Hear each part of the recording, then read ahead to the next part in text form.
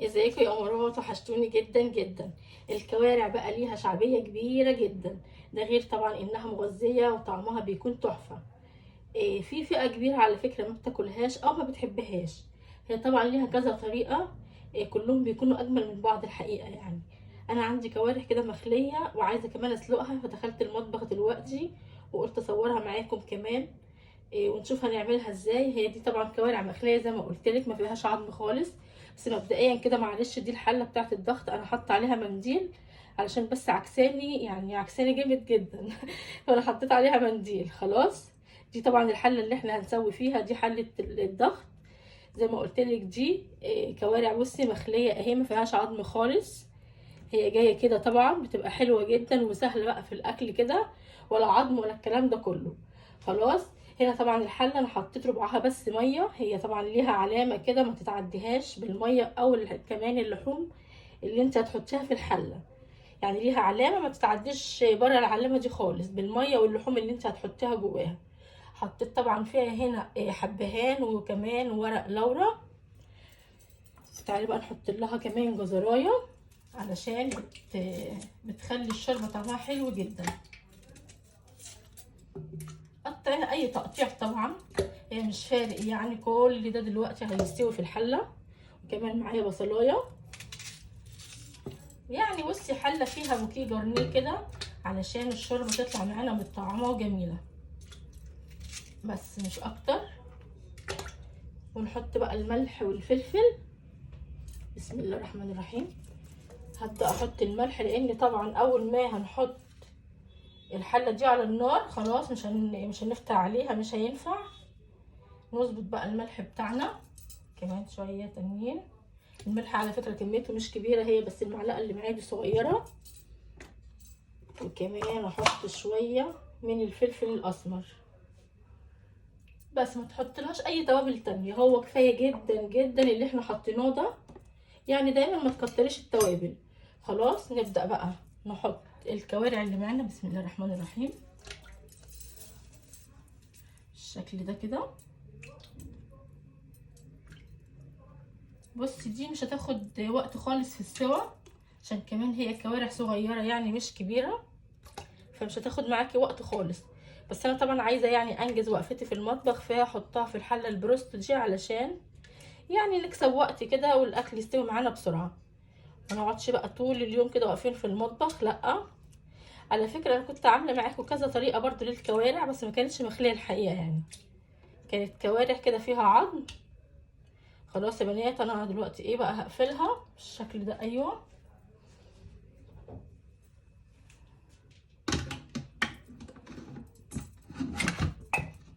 خلاص يا بنات اهي. هي طبعا لها قفله معينه، مجرد ما اتقفلت خلاص هي كده اتحكمت خالص الغلق بتاعها، ومش هتتفتح تاني خالص لحد ما بقى ايه الاكل اللي فيها ده هيستوي. خلاص كده يا جماعه اهي. طبعا الكوارع بتاعتنا بعد ما استوت بصي ما خدتش ساعه على النار وبقت زي الزبده. عايزه بس اطلعها قدامكم كده اهي علشان تشوفوها. بصي بصي بقت زي الزبده ازاي، مش مستحمله بصراحه. بس انا طبعا هاخد جزء منه، هعمل جزء في فته وجزء تاني، يعني في حد طالب ان هو عايزها بصلصه فهعملها له بصلصه. خلاص هنطلعها كده بالشكل ده.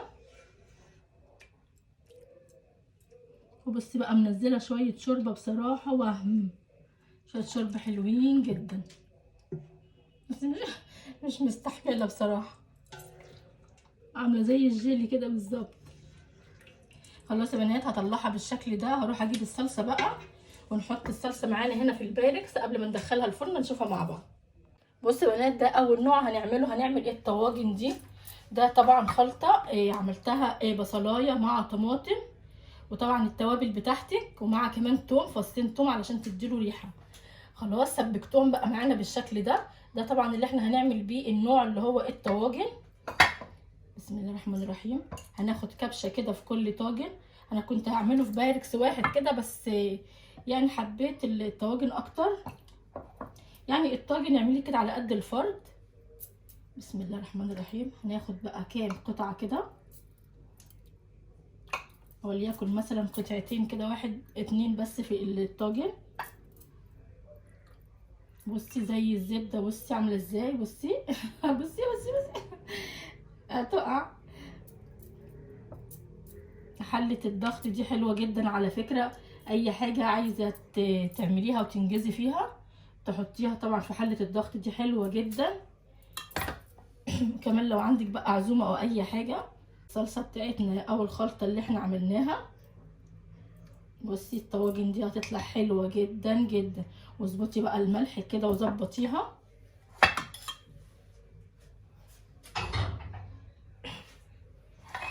هنا بقى هنبدأ نحط طماطم. هنحط الطماطم بتاعتنا الشرايح اللي مقطعها بالشكل ده كده من فوق، علشان طبعا هتدينا شكل حلو وكمان طعم جميل بالشكل ده.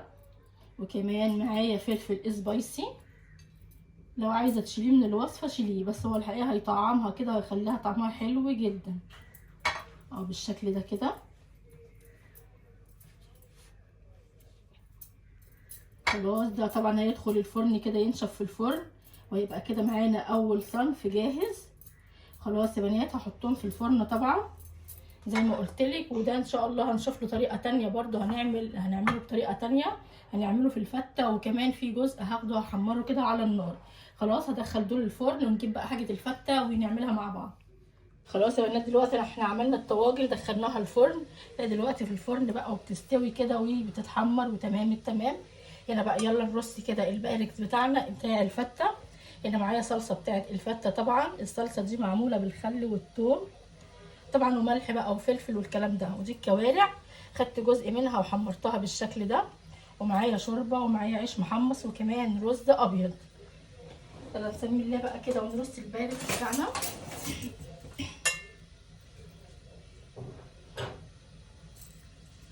خلاص يا بنات اهو بالشكل ده. اول حاجه هنحط العيش، بسم الله الرحمن الرحيم. ده عيش بلدي طبعا حمصته، لسه محمصاه حالا. يعني قطعي التقطيع اللي انت عايزاها، بس احلى حاجه الوسط بصراحه.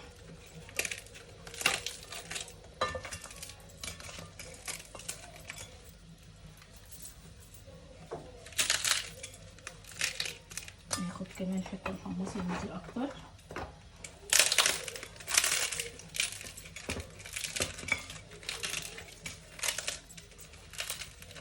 وحسب طبعا افراد اسرتك ما بيحبوا فيه، يعني في ناس بتحب العيش اكتر من الرز. شوفي طبعا هم بيحبوا ايه واعمليه.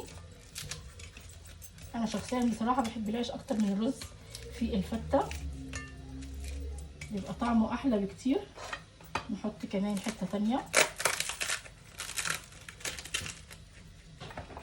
بالشكل ده. ونبدا بقى نحط الشوربه بتاعتنا. بسم الله الرحمن الرحيم. شربيها كويس علشان تبقى معاكي طريه وحلوه. وكمان هنحط كبشه كده من الصلصه اللي احنا عاملينها علشان برضو تكون متطعمه وتبقى جميله طعمها حتى من جوه تبقى حلوه.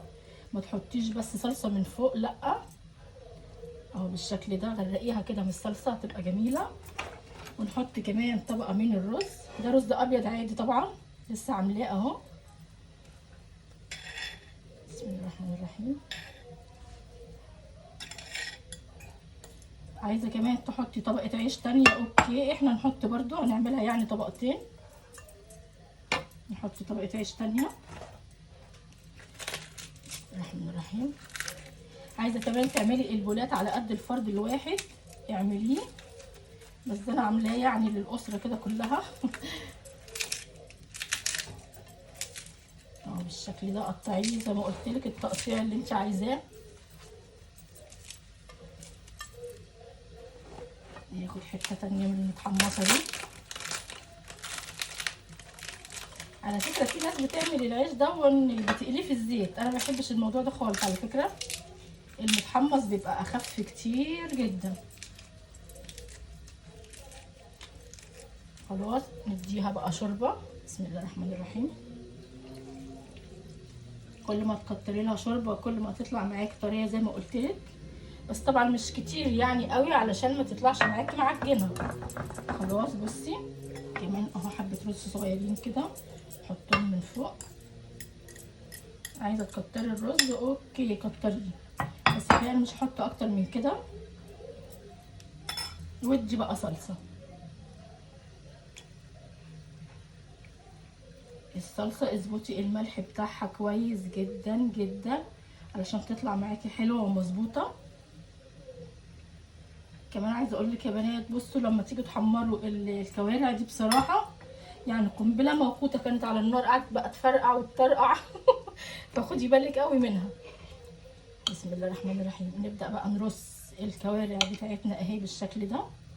زي ما قلت لك دي انا حمرتها، وفي جزء تاني لسه هروح احمره بس عشان بيعمل صوت فهعمله مع نفسي.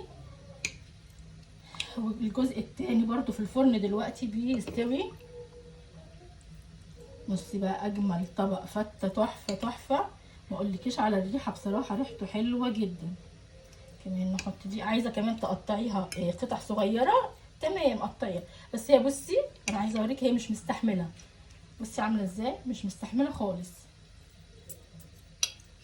خلاص كده يا بنات. ده كده طب تاني طبق معانا،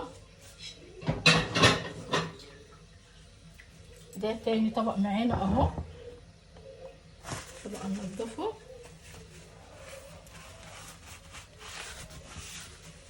خلاص يا بنات اهو، هروح اجيب بقى اللي في الفرن ونيجي نشوف الاكل في الاخر خالص. خلاص كده يا بنات الاكل اهو بعد ما استوى. عملنا ايه الطواجن، وكمان عملنا فته وطلعت منها شوربه حلوه جدا، طعمها حلو جدا جدا وكمان دسمه. اعمليها بالطريقه دي، جربيها ان شاء الله باذن الله هتعجبك. بس كده، ده كان فيديو النهارده. باي باي يا حبايبي.